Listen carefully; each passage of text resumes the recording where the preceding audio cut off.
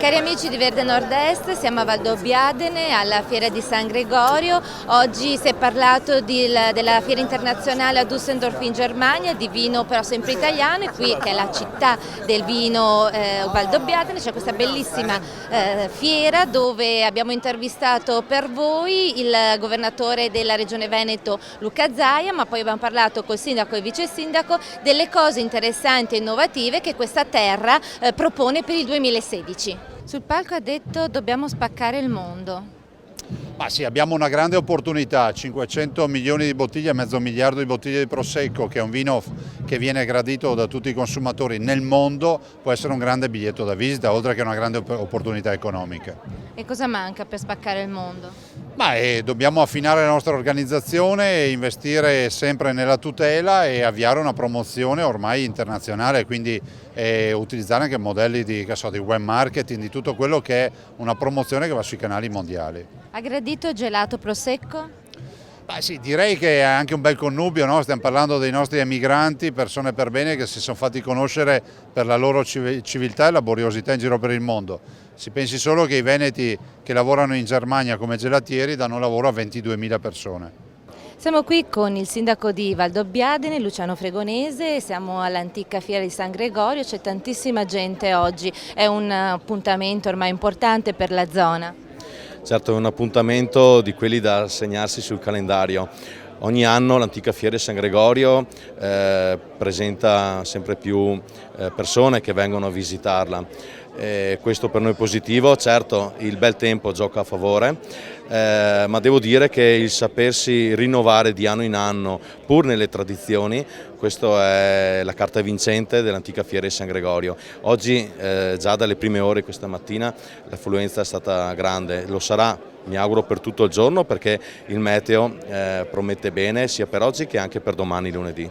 Allora, ha parlato di novità, l'edizione 2016 che cosa porta di nuovo?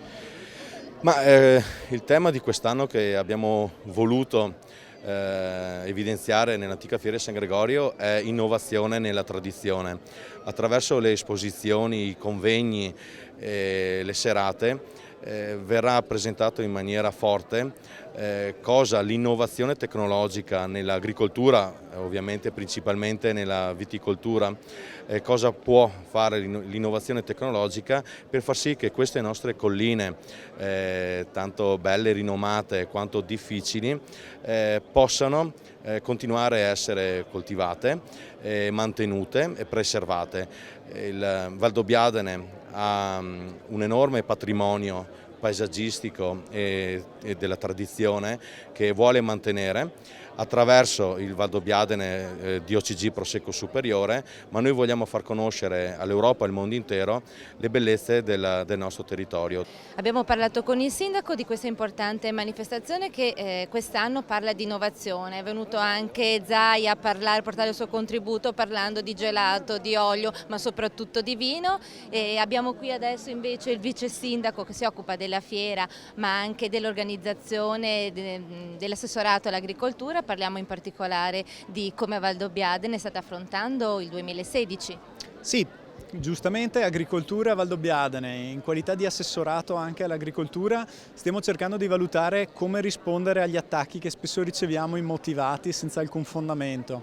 Senza alcun fondamento perché comunque il prodotto che viene coltivato a Valdobbiadene, la vite che dà l'ottimo Prosecco DOCG Conegliano Valdobbiadene, è riconosciuta a livello mondiale come un'eccellenza che non ha rivali. Non per nulla è di poco tempo fa la comunicazione, l'uscita sui giornali che il terreno al metro quadro agricolo col prezzo più alto era il Prosecco DOCG di Conegliano Valdobbiadene, e vieppiù è di pochi giorni fa che i distretti con la crescita più alta, al secondo posto in Italia c'è sempre il Conegliano Valdobbiadene DOCG.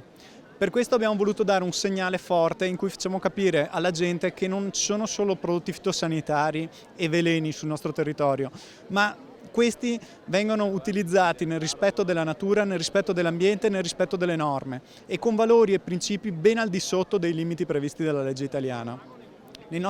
Con la Fiera di San Gregorio mandiamo questo segnale, facciamo sapere che comunque la cultura della vite viene fatta nel rispetto dell'ambiente e soprattutto con lo studio e la ricerca. Lo studio e la ricerca che si sviluppano non solo nell'utilizzo di viti resistenti ai prodotti fitosanitari, quindi con un minore utilizzo di prodotti fitosanitari, ma anche un maggior rispetto dell'ambiente e anche con nuove forme di gestione del vigneto, come ad esempio lotta biologica fatta con altre essenze erboree o anche floreali che cercano di causare meno problemi possibili alla gestione del vigneto, limitando l'uso dei prodotti fitosanitari e pesticidi.